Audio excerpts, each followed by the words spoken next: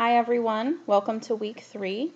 I wanted to just do a quick overview of what you're going to be expected to do this week, and then we can sort of go over the expectations and everything. And we do have our first synchronous Zoom meeting.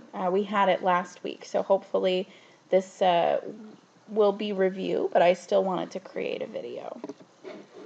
So this week you have 2 basic tasks in addition to the discussion board, which hopefully you feel comfortable about doing at this point. The first thing you're going to do is give some peer feedback on your BEAM assignment. So we're going to talk about how do you give peer feedback, and we're going to talk about the process. So asking for feedback and then replying to feedback, right? So thinking about those 2 things. And then finally, we're going to talk about your rationale, claims, and evidence. What is the rationale for the BEAM project? And then how do you make a claim and give evidence? So first, before we go into the peer feedback process and what you're going to be doing, I just wanted to talk a little bit about why we give peer feedback. So what you're going to do essentially is when you do the peer feedback, you get the chance to see other students' writing. So you'll see examples of phrases, grammar, and other ways that your colleagues write.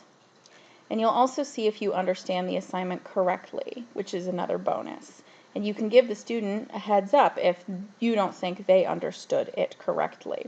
So if you notice they're doing something very different and you're like, hey, I don't think this is quite right, this is kind of like a first pass before you give it to the professor.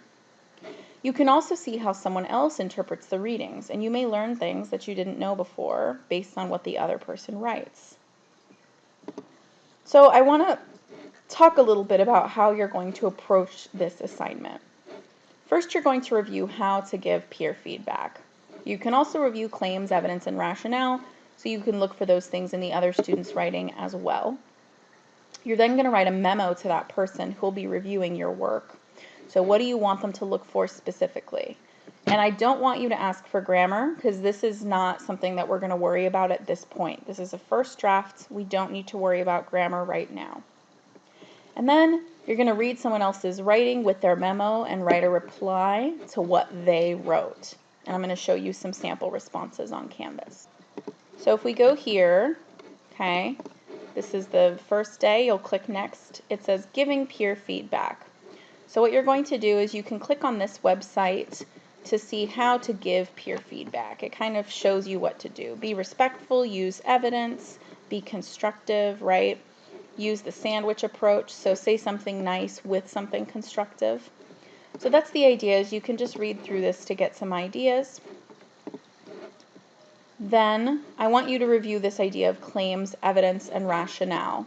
So here's the rationale section of the BEAM project. So you can click here to kind of get an idea of what is the rationale.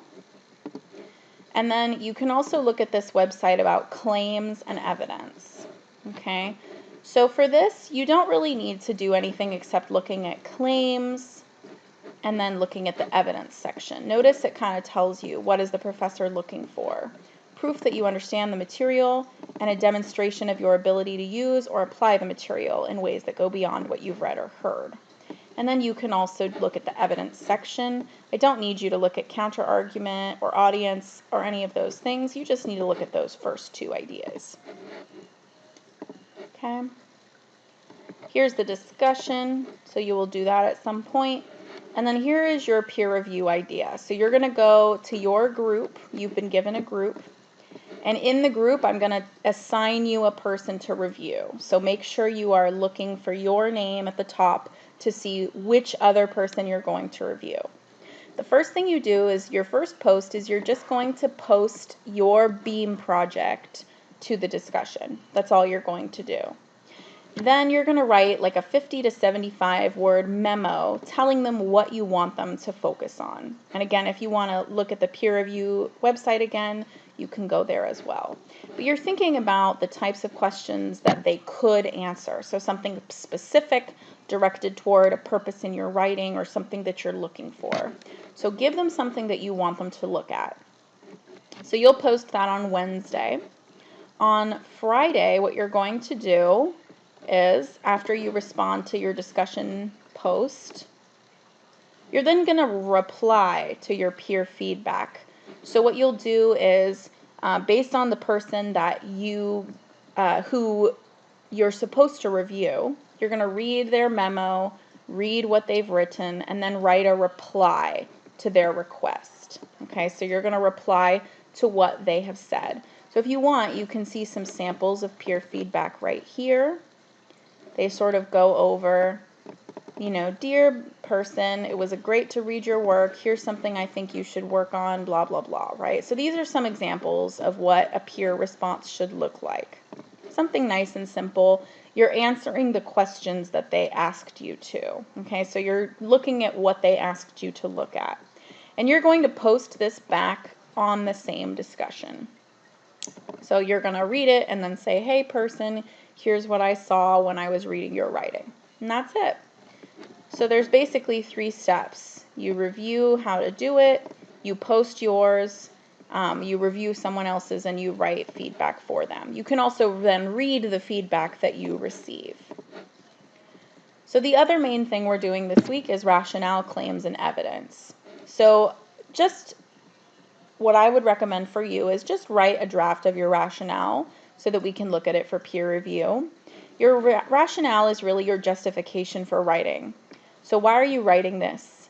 Tell me your decision to use this strategy and show me that you understand the strategy that you're using. So if this is background, right, why are you looking at background? Why are you using these readings specifically to look at background?